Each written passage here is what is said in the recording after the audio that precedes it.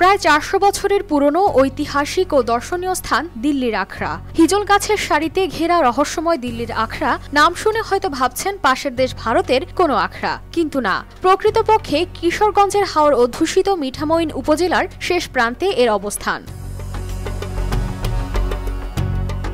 হাওর এলাকার অন্যতম সেরা আকর্ষণ এই আখড়া। নদীর তীরে হিজল গাছের সারি, প্রাচীন দেয়াল ও অট্টালিকা, ভেতরে অপূর্ব সুন্দর পরিবেশ যে কোনো আগন্তুককে কাছে টানবে। অপরূপ সৌন্দর্যের লীলাভূমি দিল্লির আখড়া। এখানে এই সৌন্দর্যের যে আকর্ষণীয় স্থান হাজার হাজার হিজল গাছ, কিন্তু এই হিজল গাছগুলো অযত্ন অবহেলার কারণে বিলীন হয়ে যাচ্ছে। এখানে পর্যটকদের আকর্ষিত করার জন্য হিজল গাছগুলো সংরক্ষণ করার দরকার। আমি এখানে ঘুরতে এসেছি।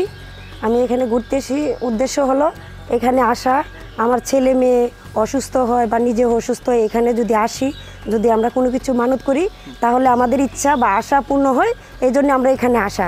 আখড়ার ভেতরে রয়েছে আধ্যাত্মিক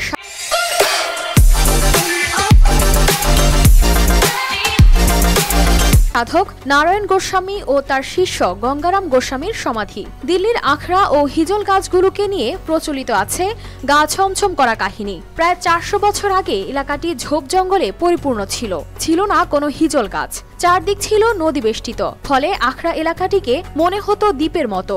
এ নদীপথে কোনো নৌ চলাচল করতে পারত না। রহস্যজনক কারণে এ নদীপথে চলাচলকারী নৌকা ডুবে যেত বা অন্য কোনো দুর্ঘটনায় পতিত হতো।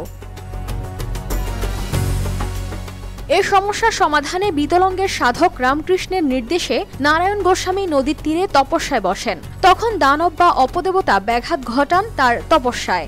কথিত আছে নারায়ণ গোস্বামী তার আধ্যাত্মিক শক্তি বলে সেসব দানব বা অপদেবতাকে রূপান্তর করেন হিজল গাছে। পরে ৭ থেকে ১০ ফুট উচ্চতার বিশাল হিজল গাছের নিচে বসেই করতেন সৃষ্টিকর্তার উপাসনা। এখানে যে গাছগুলি এরা ভৌতিক আচরণ করত, বিভিন্ন সময় বিভিন্ন অত্যাচার করত। ওই শান্তি রক্ষার্থে ওই গাছগুলি নারায়ণ গোস্বামী আদেশ মেনে সেরা বৃক্ষরূপে ধারণ করছে। কালনী নদীর পূর্ব তীরে ও কদমচাল গ্রামের উত্তরের লোকালয়ে বাহিরে প্রায় ৪০০ জমি একক নিয়ে এই আখড়া। হিজল করস গাছের সবুজে ঘেরা প্রাগৈতিহাসিক আমলের আখড়াটি হিন্দু সম্প্রদায়ের অন্যতম তীর্থস্থান। প্রতি বছর ৮ই চৈত্র ২ দিন ব্যাপী মেলা বসে আখড়া প্রাঙ্গণে। এই দিল্লির আখড়ায় পুষ এবং বৈশাখ মাসে 2টি মেলা বসে, যেখানে মুসলমান এবং হিন্দুদের মধ্যে মিলন মেলায় পরিণত হয়। কে মুসলমান কে হিন্দু, তখন আমরা সবাই একাকার হয়ে যাই। তো ঐতিহাসিক দিল্লির আখড়া একটি পর্যটকের জন্য সুন্দর একটি স্থান। যথাযথ পরিচর্যার কারণে আমরা অনেকটা পিছিয়ে আছি। আমাদের এই স্থানটি যদি আমাদের সরকারের উপরস্থ এবং উপজেলা প্রশাসনের কর্তৃক যদি একটু নজর দেওয়া হয়, তাহলে এখানকার যে পর্যটকের সম্ভাবনাটা অনেক বেশি।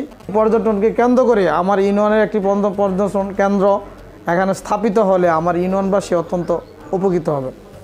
ঐতিহাসিক দিল্লির আখড়ার বৈচিত্র্যময় হিজল করস গাছের সৌন্দর্য উপভোগ করতে দেশের বিভিন্ন প্রান্ত থেকে ভিড় করেন হিন্দু সম্প্রদায় ও ভ্রমণ পিপাসু মানুষ। News desk, RTV।